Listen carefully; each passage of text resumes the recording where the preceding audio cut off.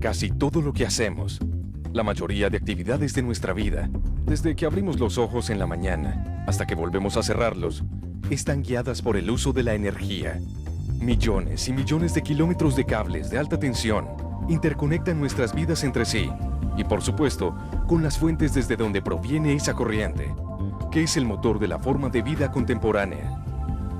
De hecho, es difícil de imaginar un mundo sin calor para cocinar, sin combustible para transportarnos, sin baterías para alimentar nuestros aparatos eléctricos o incluso sin la corriente necesaria para encender la televisión y poder ver este programa. Consumimos mucho más de lo que tenemos y de lo que podemos producir sin generar residuos contaminantes que dañan el medio ambiente. Y es por eso que hoy el mundo entero mira hacia las fuentes alternativas de energía, aquellas que provienen del sol, el agua y sobre todo el viento.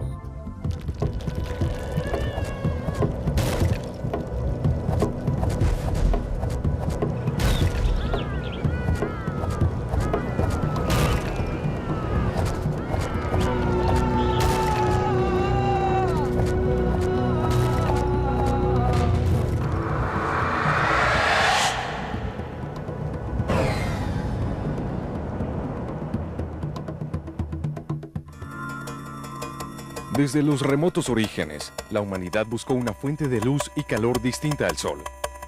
Luz para iluminar la oscuridad de la noche y calor para cocinar sus alimentos y protegerse del frío.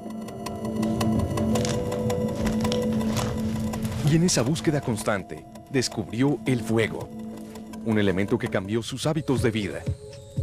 Desde las antorchas y la lámpara de petróleo, las velas de las embarcaciones y la rueda Pelton, hasta la aparición de la bombilla y la máquina de vapor que dio origen a la revolución industrial, la humanidad ha recorrido un largo camino para transformar la energía existente en la materia. Pues, como decía Newton, esta no se crea ni se destruye, solo se transforma. La fuente de todo tipo de energía, al menos la mecánica que utilizamos, es el sol. A partir de ella tenemos lo que son el ciclo de las lluvias para tener la energía hidráulica, o el ciclo de los vientos para tener la energía eólica, o la misma energía solar. A partir de la fotosíntesis tenemos lo que es la energía propiamente de la biomasa. Sin embargo, la utilización de los llamados combustibles fósiles, aquellos derivados del carbón y del petróleo, se ha convertido en un arma de doble filo para nuestros tiempos.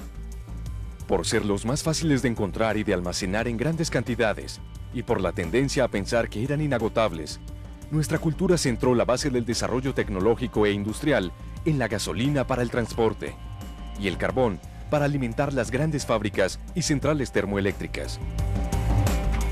En ello se ha soportado gran parte del crecimiento económico mundial desde los años 30. Pero solo hasta hace poco, el planeta mismo se encargó de enviarnos señales de alerta frente a la contaminación que generan, pues el 75% de las emisiones de gas de efecto invernadero producidas por las actividades humanas proviene del dióxido de carbono de la quema de combustibles fósiles. Ahora en este momento, cuando ya tenemos más conciencia, que lo que estamos haciendo es algo negativo, que los recursos energéticos están disminuyendo. Entonces, ahora en este momento sí nos estamos dando cuenta que la balanza está desnivelada. Estamos consumiendo mucho más pensando que no nos necesitamos tanto. La evidente escasez de combustibles tradicionales en el mundo, que pronostica una crisis energética y económica de magnitudes planetarias, solo tiene una salida: la energía alternativa que se produce a partir de los recursos renovables, el sol, el agua y el aire. Las energías alternativas se llaman también energías limpias, porque no tienen impacto nocivo sobre el medio ambiente. Su aprovechamiento y su utilización no generan emisiones contaminantes y, por lo tanto, no producen ningún impacto negativo. La energía solar, que es la más conocida y utilizada en nuestro medio, tiene dos aplicaciones: como energía fotovoltaica, generando energía eléctrica que se recoge inmediatamente a través de un panel solar, o como energía térmica en el proceso de calentamiento de agua o fundición de materiales. Una de las opciones más fuertes para reducir gases de efecto invernadero es la producción de energía mediante fuentes alternativas que eviten prender centrales térmicas que funcionan con base en combustibles fósiles. Entonces eso hace que las empresas generadoras de energía, ya también volteen su mirada hacia las fuentes de energías alternativas y obviamente en ese momento la energía eólica era la opción que estaba más cercana a la competitividad. Sin embargo, la mayoría de la energía que consumimos todavía proviene de fuentes convencionales. Detrás de las grandes centrales termoeléctricas e hidroeléctricas hay una gran cantidad de carga contaminante. El carbón es el combustible más sucio del mundo, pero sigue siendo el más utilizado. Esas centrales donde usamos combustibles, ya sea para generar vapor o para generar gases de combustión, y después generar energía eléctrica, son llamadas termoeléctricas. El problema de la termoeléctrica es que cuando nosotros usamos un combustible como el carbón o el petróleo, estamos generando contaminación. Pero ¿cómo contaminan las hidroeléctricas, que aparentemente son oasis de vida en medio del paisaje y representan la fuente de la cual obtenemos el 66% de la energía en nuestro país? Cuando se hace uso de las fuentes hidráulicas a gran escala, esta energía se vuelve contaminante. El desvío en el cauce de los ríos y la construcción de grandes embalses producen transformaciones en el microclima de ese entorno y por lo tanto, la flora y la fauna del lugar cambian. Otra de las fuentes que se ha planteado como alternativa es la biomasa. Científicos de todo el mundo y también en Colombia se han empeñado en descubrir el gran potencial de la quema de material orgánico y desechos para producir energía. Colombia, siendo un país del trópico, es un país que tiene unas reservas agrícolas muy importantes. Tiene también, al mismo tiempo que tiene las reservas, tiene también unos desechos muy importantes. Entonces, dejar esos desechos generaría un impacto ambiental muy nocivo. La idea es tratar de aprovecharlos y una de las mejores maneras es a través del proceso de la gasificación. La Tierra misma se ha encargado de decírnoslo de muchas maneras. ¿Hasta cuándo tendremos combustibles? Científicos de las Naciones Unidas dicen que tenemos solo 10 años para cambiar. El mundo necesita fuentes de energía limpia, porque de lo contrario, la naturaleza nos puede dar nuevas y terribles sorpresas. Nos amenaza un límite urgente: el inminente calentamiento global por quemar carbón y petróleo.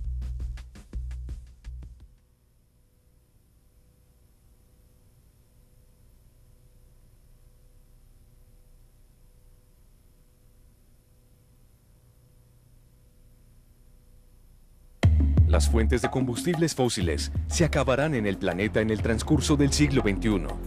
Y según los expertos, aunque nuestro país es exportador de petróleo, se calcula que aproximadamente en el año 2015, Colombia no tendrá capacidad suficiente para cubrir su propia demanda de combustible.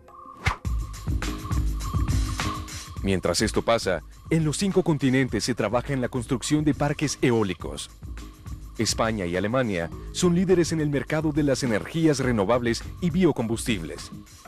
Incluso en Europa, hay ciudades en donde el consumidor puede escoger de qué fuente se toma la energía que paga. En este momento, porque todavía no se ha masificado y todavía tenemos fuentes energéticas que tecnológicamente nos permiten obtener energía mucho más barata, la energía eléctrica a partir de fuentes eólicas son un poquito más costosas.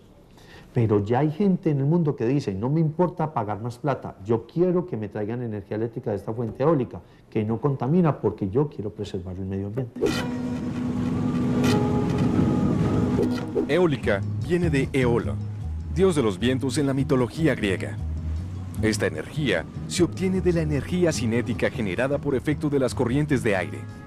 Y aunque la construcción de los parques eólicos comienza a darse durante las décadas de los 80 y los 90, el aprovechamiento de la energía del viento no es algo nuevo. En Dinamarca se empezaron a desarrollar máquinas de potencia nominal de 650, 700 kilovatios de potencia, y estos ya eran equipos que, utilizados en buen conjunto, en buen número, ya permitían producir energía a gran escala. O sea, es como el punto de quiebre en el que la opción eólica deja de ser una opción como para sitios aislados, para pequeñas comunidades, y se empieza a mirar como una opción para el suministro de energía a gran escala.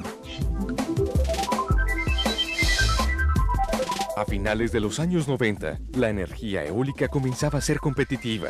La crisis de la OPEP y la firma del Protocolo de Kioto en 1997 por parte de 55 países para reducir las emisiones de gases efecto invernadero y minimizar los efectos del cambio climático fueron las señales necesarias para que EPM, empresa líder en generación de energía en Colombia, concentrara a sus mejores ingenieros en el estudio de los vientos del desierto de La Guajira, uno de los más limpios y potentes del mundo. En 1999, en la península de La Guajira, en una zona protegida como resguardo indígena para la comunidad wayú, se hicieron las primeras mediciones de vientos, que darían como resultado el proyecto piloto Hepirrachi, que en Wayunaiki significa el viento del nordeste. A partir de este sitio empieza la zona de estudio. Cuando venimos en el año de 1999 está la Serranía del Carpintero y toda esta zona fue la zona que estuvimos evaluando. Esta línea tiene un sentido general norte y los vientos vienen desde el este. Son unos vientos bastante limpios y bastante limpios en el sentido que son poco turbulentos y tienen prácticamente una dirección única. Eso es muy importante porque yo puedo poner los aerogeneradores todos de frente hacia el viento y no ocasionan turbulencia uno hacia otro.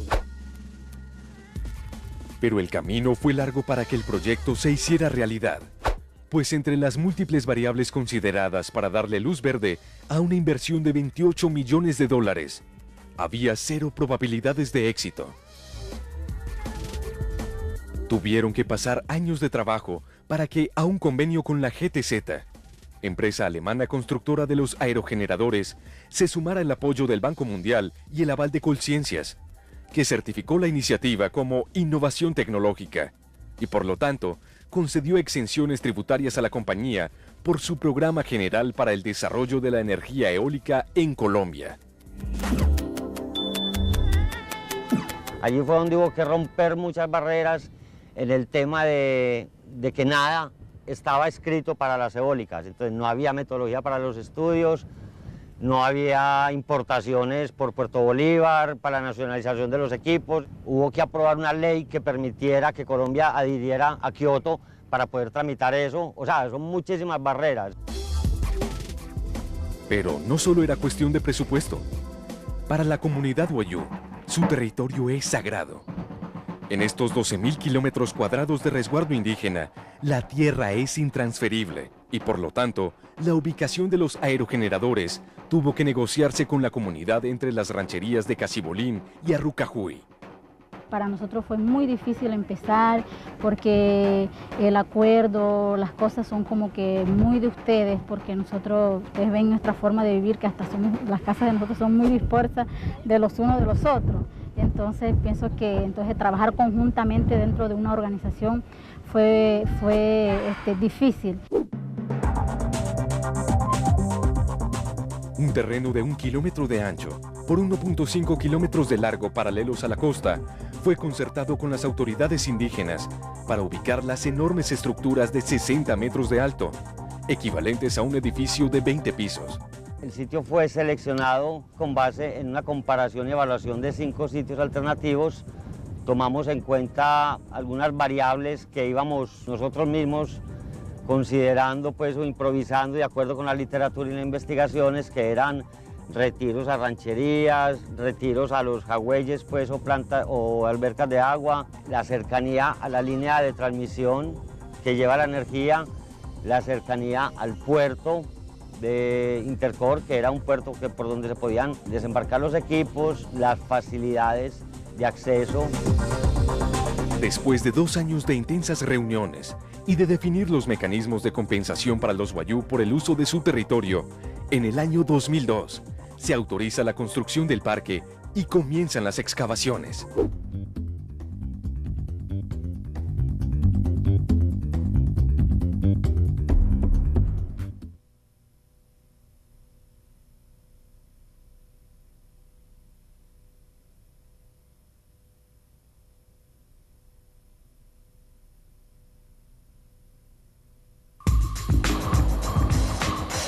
Como si se tratara de un cara a cara de la naturaleza, a pocos kilómetros del principal puerto de exportación carbonífera del mundo a cielo abierto, comenzó a construirse en 2003 el primer parque eólico del país. Una experiencia hasta ese momento única en Sudamérica. La construcción de Jepirrachi fue una tarea de titanes en medio de un territorio semidesértico, en condiciones extremas de calor y escasas fuentes de agua. Las excavaciones de tierra para las bases de cada torre superan los 3 metros de profundidad y se componen de una estructura de 500 metros cúbicos de concreto. El transporte desde el puerto requirió de un operativo para desplazar el equivalente a 160 toneladas por torre. La primera dificultad fue conseguir una grúa que pudiera subir unas 50, 60 toneladas a 60 metros de altura. Pensamos que en Colombia no hay, pero definitivamente otra de las sorpresas agradables es que aquí en Colombia hay gente y compañías importantísimas y con una capacidad y una tenacidad impresionante. Los expertos de Dinamarca o de Alemania venían, hacían un ejemplo y aunque es casi que a punta de señas, hablaban con un operador de montajes o con la misma gente y estos rápidamente aprendían y hacían las cosas casi que mucho mejor. Después de 14 meses de construcción, Jepirrachi entró en funcionamiento. Y de esta forma, los 19.5 megavatios de energía que producen estos 15 aerogeneradores comenzaron a sumarse al sistema interconectado nacional. El primer megavatio eólico que se produjo en Colombia y específicamente en Jepirrachi se dio el 17 de diciembre del año 2003. Fue un día apoteósico para los que estábamos involucrados en este proyecto. Era poner el primer granito de arena en una fuente alternativa de energía con equipo netamente nuevo y transformando energía del viento colombiano en megavatios de generación de energía para Colombia. En el extremo sur del parque está el corazón de Jepirrachi, una subestación de tipo encapsulada que es el lugar donde se transforma la energía a los niveles necesarios para transportarla hasta la línea Cuestecitas-Puerto Bolívar. Esta es una subestación encapsulada de barra sencilla, aislada en gas SF6. Ese gas SF6 es el que me inhibe el arco eléctrico en caso de que haya algún problema interno por choque eléctrico o cortocircuito. Esta subestación es a 110 kilovoltios y tiene interruptor, seccionadores de línea, seccionadores de barra y una configuración normal que se manejaría en cualquier subestación convencional. Desde la subestación se controlan todas las actividades de las turbinas y las comunicaciones del parque. Pero vía satélite desde Medellín o desde Alemania, sede de la compañía constructora de las máquinas, también se puede monitorear el trabajo de los aerogeneradores en tiempo real. Cada aerogenerador está compuesto por una torre de acero, la góndola o cabina de operaciones, un multiplicador, un rotor de 60 metros de diámetro y 3 palas de fibra de vidrio de 30 metros de longitud. Estos aerogeneradores pueden trabajar con velocidades de viento entre 4 y 25 metros por segundo. Cuando el aire sopla, dentro del generador las aspas giran a altísima velocidad por un campo magnético. El resultado es la electricidad. Estamos a 60 metros de altura. Este es el corazón de Jepirrachi. Estamos con una velocidad de viento en este momento de aproximadamente 11.7 metros por segundo. La temperatura ambiente está alrededor de 32 grados centígrados. En este punto es donde se hace la conversión de la energía cinética del viento en energía mecánica y luego en energía eléctrica. Cuando se superan los 25 metros por segundo, se activan los aerofrenos mediante un sistema hidráulico. Cuando la velocidad del viento disminuye por debajo de 25 metros por segundo, se reanuda la producción de potencia eléctrica. Casi 28.000 giros por día, a una velocidad promedio de 15 metros por segundo, son suficientes para iluminar 13.000 bombillas. Ese es el potencial de cada aerogenerador. Sin embargo, la energía producida aquí no puede ser utilizada directamente por la comunidad indígena Wayuu, pues la normatividad del país exige que ésta entre al sistema interconectado nacional directamente. Mientras tanto, en las rancherías se sigue cocinando con carbón como parte de la tradición. Pero a raíz del proyecto, las comunidades han mejorado sus condiciones de vida en aspectos que para ellos son más importantes que la energía. Se construyeron jagüeyes, una especie de lagunas para almacenar agua durante los periodos de sequía, y espolones para mejorar el trabajo de pescadores indígenas.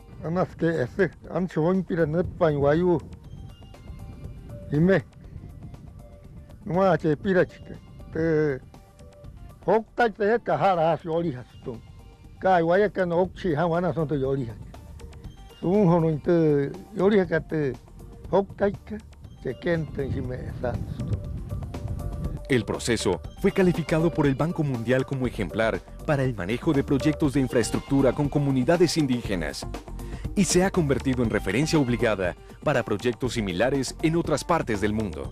Me siento muy orgullosa del proceso de capacitación que se implementó en esta zona a partir del momento en que el proyecto comenzó a operar. Gracias al proyecto, nosotros hemos fortalecido nuestra parte cultural. Se han venido desarrollando varios proyectos de artesanía, capacitación para los pescadores, capacitación para los muchachos de la comunidad para que puedan operar la planta desalinizadora. Cada una de estas torres podría abastecer de energía a 3.000 casas, es decir, a barrios enteros, y un parque como Jepirrachi, a municipios de tamaño intermedio. Pero lo más importante es que este es un paso enorme en la producción de energía alternativa.